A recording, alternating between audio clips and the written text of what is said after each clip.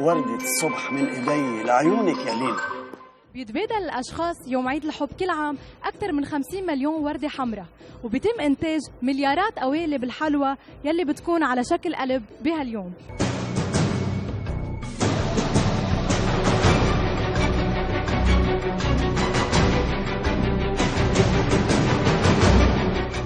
ولأنه الحب رفيق الدايم، كانت سيرين عبد النور نجمة هالعيد لهالعام، واختارت إطلاق فيلم السينمائي الجديد سوء تفاهم بهاليوم. محجوز لها الجناح الملكي في الأوتيل ومتوصي عليها في كل حتة. أميرة مهمة جدا، جاية مخصوص عشان تحضر المعرض وتشتري الألماس. في عميل عمل إيداع ب10 مليون دولار عشان يشتري الألماس بحساب. بيشارك سيرين بطولة هالعمل شريف سلامة، أحمد السعدني، مها أبو عوف وغيرهم، وهو من تأليف محمد ناير وإخراج أحمد سمير فرج.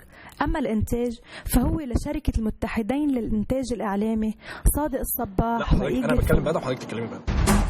أكيد أنا فخورة بالإنتاج اللبناني لأنه مش عم نعمل أفلام وعم نعمل سينما وعم بحقق نجاحات كتير مهمة، دونك أكيد أنا مبسوطة كتير. تقاسمتي أنت وسيرين عابد فهد ويوسف الخال، كل وحدة جذبت ممثل وعم تمثلي، عم تصوروا المسلسل تشيلو. هلا خبريني كيف الأجواء وقد إيه أنت محمسة لهالمسلسل؟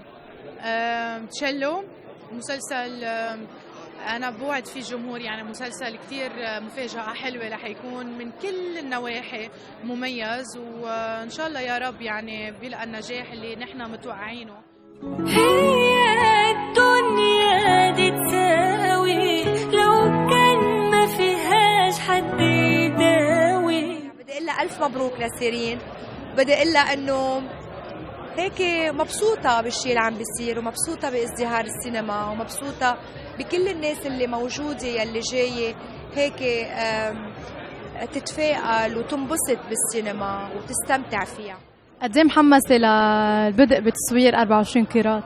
كتير، ما تتخيلي قد ايه بلشنا نحضر، صرنا بالمراحل النهائية، وأسبوع الجاي الله راد رح نبدأ تصوير، فادعوا لنا. فيتامين محلق هلا الحمد لله فيتامين. لامبارح صرنا فوق 170 ألف مشاهد، وبعده عم بيلاقي إقبال مش بس بلبنان، بالدول العربية كمان، فالحمد لله يعني هيدي نعمة ومحبة الناس نعمة. حدادا على أرواح ضحايا مباراة الزمالك الأخيرة، قرر المنتج صادق الصباح إلغاء العرض الخاص بفيلم سوء تفاهم يلي كان مقرر بالسينما سيتي بالقاهرة هالأسبوع بحضور أبطال الفيلم والقنوات الفضائية والصحافة. الظروف طبعا في مصر والحادث الأليم اللي حصل بعزي كل أسر الشهداء. يمكن احنا في مصر ما تعودناش زي في لبنان هنا ببيروت يبقى في ضرب نار الصبح وبالليل الناس سهرانه عادي ما بيفرقش معاها يعني. اتمنى ان احنا ما نوصلش في مصر للمرحله دي ان احنا ناخد على كده، لا اتمنى يكون في وقفه ويكون في حل افضل، لانه مش طبيعي برضو ان اكتر من 20 واحد يموتوا في ماتش كوره. هي بني ادمه جميله على المستوى الانساني، على المستوى الفني طبعا فنانه كبيره وفنانه محبوبه، وكان في كيمستري بينا يعني، حتى في المشاهد اللي بينا انا كنت ببقى مبسوط، وكنا يعني ساعات كتير سيرين بوظت لي مشاهد بسبب ان هي كانت بتضحك يعني ده اعتراف يعني رفعت صوتها بوشي ضربتني بالقلم لا هي ما كانتش عايزه على فكره، لا المشهد ده من اكتر المشاهد اللي بحبها في الفيلم. عايز اقول لك تحضر ماتش كوره؟ انا حضرت ماتشات كتير. مين بتشجع؟ بشجع الاهلي.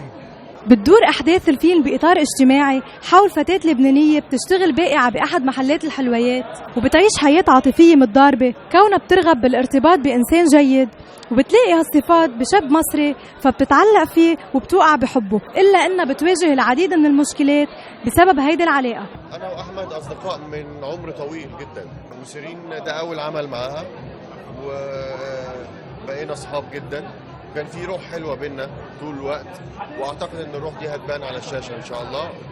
بتكون تسرق الماس، شوف انك انا مش حرامي زي ما شفنا في التريلر، في ظلم بيقع على الشخصية من خلالها بيضطر ينتقم ويوضح حاجات كتير. هو رومانتك كوميدي، في اكشن، ودور جديد تماما عليا.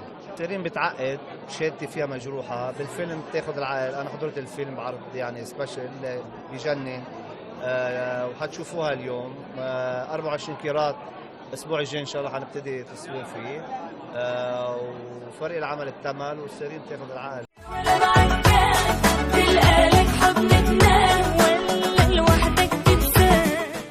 لبنانيه وانتم لبنانيه بتحبوني بتشجعوني، بس هالاسمين الموجودين ان كان شريف سلامه واحمد السعدني هن ناس كثير محبوبين بمصر، وانا كثير بشرفني انه احنا اشتغلنا مع بعض هذا العمل. خبرني احمد انه ترددتي قبل ما تضربيه بالقلم. كنت خايفين عليه مزبوط هيدا، بس شجعني المخرج اذا بدك من ورا الكاميرا انه لازم، قلت انا هيك انه حتى ما يكلها كذا كف، خليني مره واحده بس اضربه، لانه مصر كان المخرج انه اضربه كف حقيقي. قد ايه رح يضيف لك هيدا العمل لمسيرتك؟ ان شاء الله يعني هيدا الموضوع بعد بكير انه انا اقرره، يعني بتمنى قبل العالم تجي وتحب ويكون في اصداء مهمه واقبال مهم على الفيلم، بعدين بنقرر ان شاء الله. وين ما راحوا العالم رح يلاقوني، بالتلفزيون ولا بالسينما انا موجوده. كيف رح تحتفلي بعيد الحب هسه؟ سوربريز. لا خليها لك مفاجأة. وانا بموت في المفاجأة.